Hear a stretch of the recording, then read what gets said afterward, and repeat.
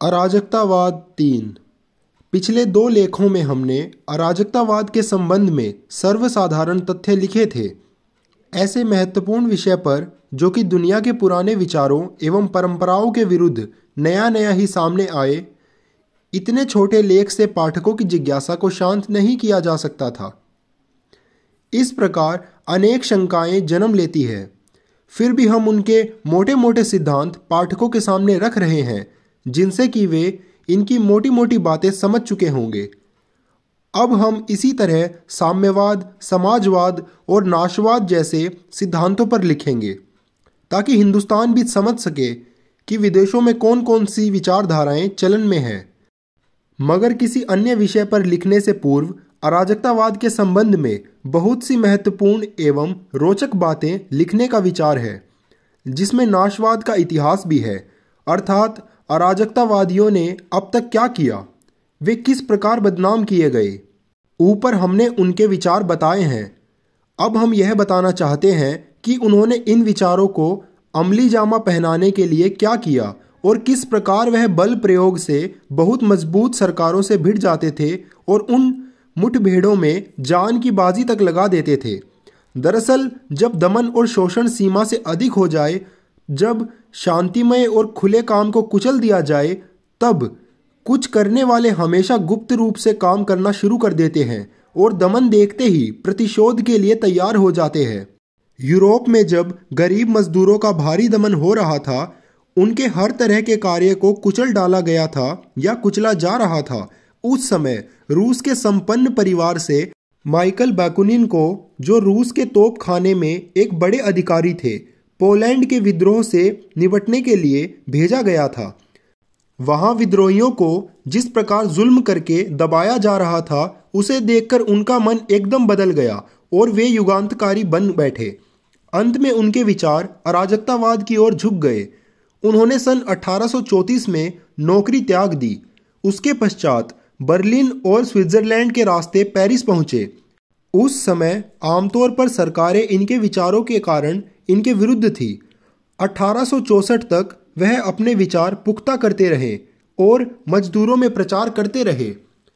बाद में उन्होंने राष्ट्रीय मजदूर कांग्रेस पर कब्जा कर लिया और 1860 से 1870 तक आप अपने दल को संगठित करते रहे। 4 सितंबर 1870 में पेरिस में तीसरा पंचायती राज कायम करने की घोषणा की गई। फ्रांस में कई स्थानों पर पूंजीपति सरकार के विरुद्ध लड़ाइयां व विद्रोह हुए।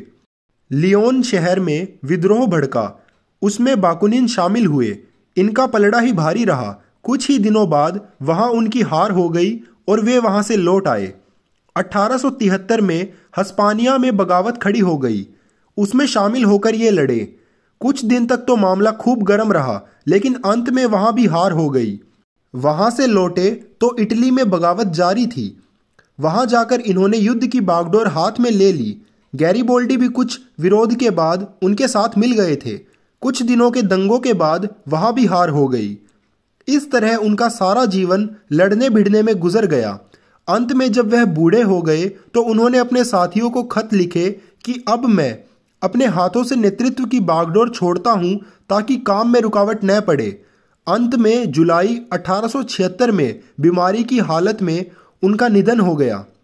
बाद में बहुत ताकतवर 4 व्यक्ति इस कार्य के लिए कमर कसकर तैयार हुए। वे थे कार्लो केफियर्स, इटली के रहने वाले, काफी संपन्न परिवार से थे।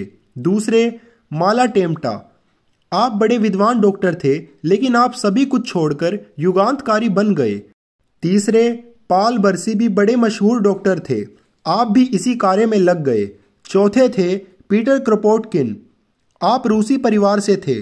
कई बार मजाक में कहा जाता था कि असल में आपको ही जार बनना था। आप सभी बाकुनिन के अनुयायी थे। आपने कहा कि हम जबान से बहुत प्रचार कर चुके, लेकिन कोई असर नहीं होता। नई नई विचारधाराएं सुनकर थक गए हैं। जनता पर कुछ भी प्रभाव नहीं पड़ता, इसलिए अब व्यवहारिक प्रचार आरंभ किया जाए। क्रोपोटकिन ने कहा, A single deed makes more propaganda in a few days than 1,000 pamphlets. The government defends itself. It rages pitilessly, but by this it only caused further deeds to be committed by one or more persons and drives the insurgents to heroism. One deed brings forth another. Opponents join the mutiny. The government splits into factions. Harshness intensifies the conflict. Concessions come too late. The resolution breaks out. अर्थात एक ही व्यवहारिक काम हजारों किताबों और पत्रिकाओं से अधिक प्रचार कर देता है। सरकार स्वयं अपनी रक्षा करती है। उसे गुस्सा आता है, जलन होती है और वह दमन करती है। कई लोग थककर प्रतिशोध के लिए तैयार हो जाते हैं। फिर कभी ठीक उसी तरह के काम होते हैं तो उन्हें शहीद कर दिया जाता है। विरोधी भी आकर शामिल हो जाते हैं। सरकार तड़पती है। आपस में उनकी नोक झोंक होने लगती है। जनता की शर्तें स्वीकार करने में बेवजह देर की जाती है और इनकलाब की जंग शुरू हो जाती है। यह विचारों का दृश्य आपके सामने रखा गया है। पीटर क्रोपोटकिन रूसी युगांतकारी में से थे। पकड़े जाने के बाद पीटर पाल नामक किले में बंदी बनाए गए थे। उस सख्त जेल में से ये भाग गए और यूरोप में जाकर अपने विचारों का प्रचार करने लगे। उपरोक्त बातों से पता चलता है कि उस समय उनकी मन की स्थिति क्या थी।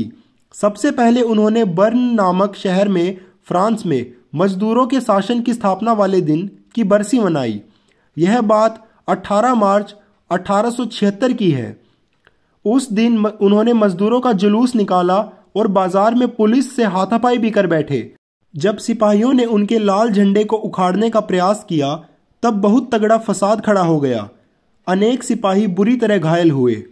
अंत में यह सब पकड़े गए और 10 से 40 दिनों तक कैद की सजा हुई। उधर अप्रैल माह में इटली में किसानों को उकसाकर अनेक स्थानों पर बगावतें खड़ी कर दी गई। वहां भी इनके साथी पकड़े गए, जिनमें से काफी बरी हो गए। उनका विचार अब इसी तरह से प्रचार का था। इसीलिए वे कहा करते थे, neither money nor organisations nor literature was needed any longer for their propaganda work. One human being in revolt with torch और dynamite was off to instruct the world. अर्थात प्रचार कार्य के लिए न तो धन की आवश्यकता है, न बड़े पौधों की और न बड़े भारी संगठन की।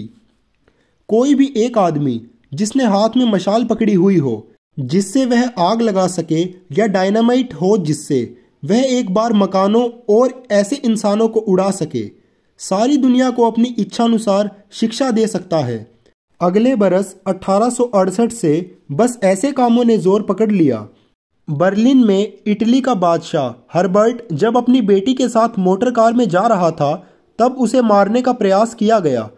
शहंशाह विलियम को एक साधारण नवयुवक ने गोली मार दी। 3 हफ्ते बाद डॉक्टर कार्ल नोवलिंग ने एक बड़ी खिड़की में से शहंशाह पर गोली चला दी। जर्मनी में उस समय गरीब मजदूरों के भाषण को निर्मम ढंग से कुचला जा रहा था। उसके बाद एक दिन गोष्ठी करके फैसला लिया गया था कि जिस प्रकार भी संभव हो इस भ्रष्ट पूंजीवादी वर्ग और उसकी मददगार सरकार एवं पुलिस आदि को भयभीत किया जाए।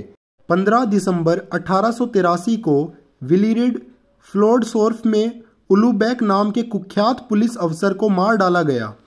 23 जून 1884 को रूजेट को इसी अपराध में फांसी दे दी गई। अगले ही दिन इसके बदले में ब्लैटिक पुलिस अधिकारी की हत्या कर दी गई।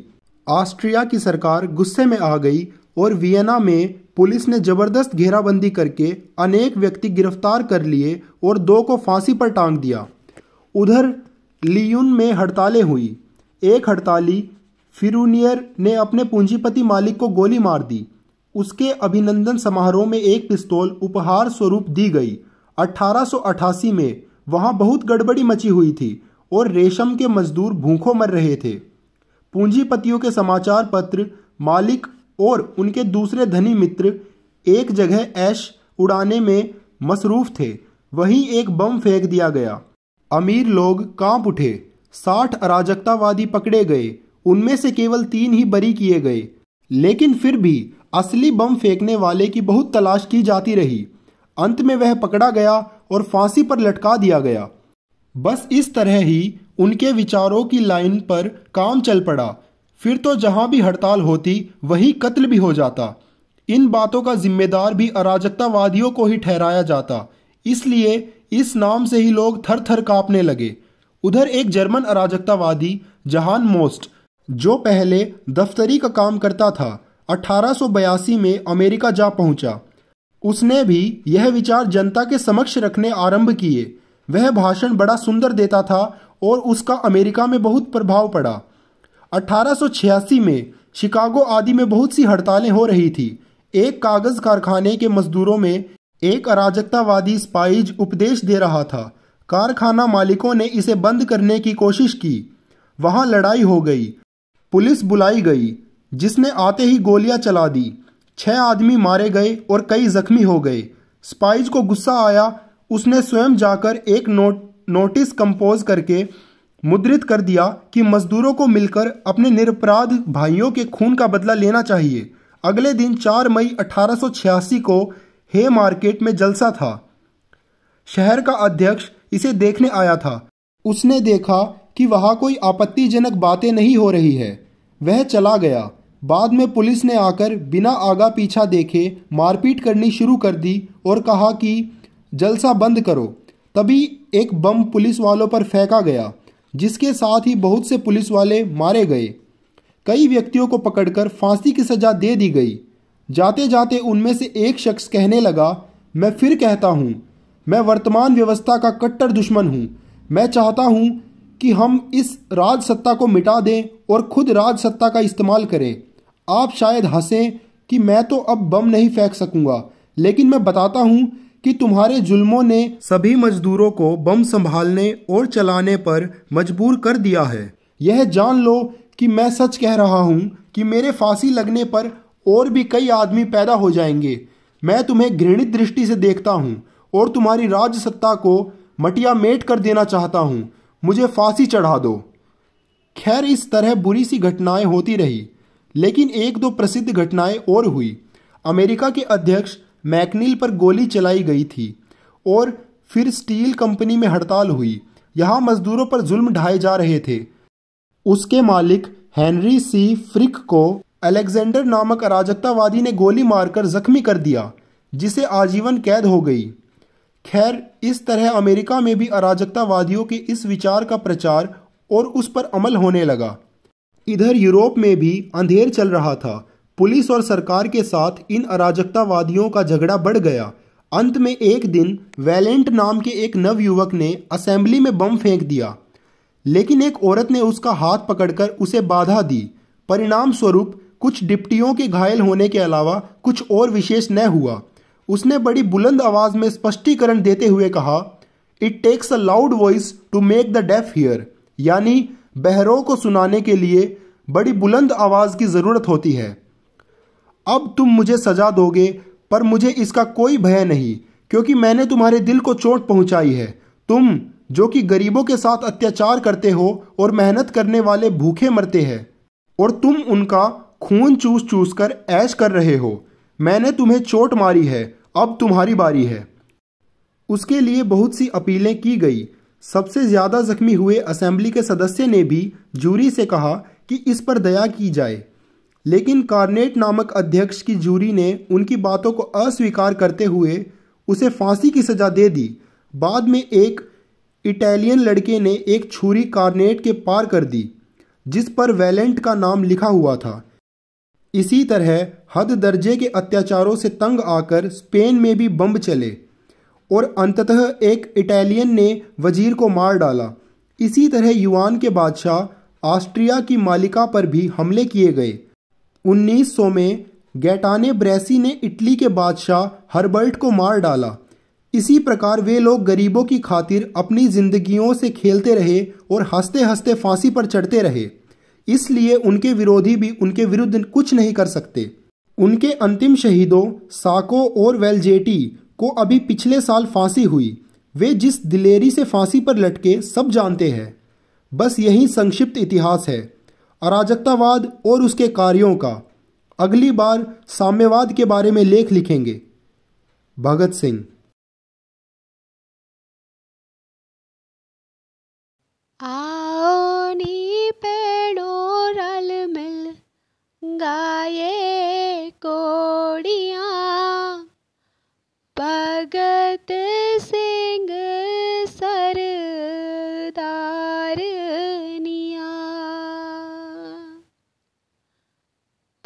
भगत सिंह सरदार वे वीरा, भगत सिंह सरदार निया। वीर आजादी नू व्यावण चले आ, रल मिल गाए कोड़ियाँ। वीरा आजादी नू चेते